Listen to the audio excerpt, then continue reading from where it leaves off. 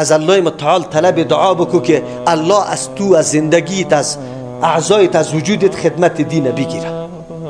ما میبینیم بسیار مخلوق است ده هوام پرواز بکنه علمش، اما الله از وجودش خدمت دین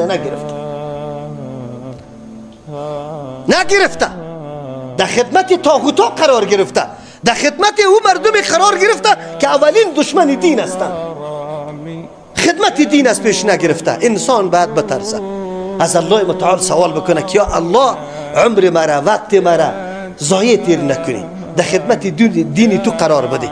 این دوست خود انسان نیست. خود انسان تلاش میکنه، میبینه ای قلب تو را که چه رقم نیت داری، چه قسم اراده داری، الله برات زمینه را مساعد میکنه. اسباب چه قسم استعمال میکنی، الله برات مساعد میکنه. بسیار سخت است، عمر تیر شده نیست. این روز مرا میگذره، خود چی میگذره، برای چی میگذره، برای کدام هدف میگذره، این خیلی اهمیت داره. هر انسان فکر بکنه.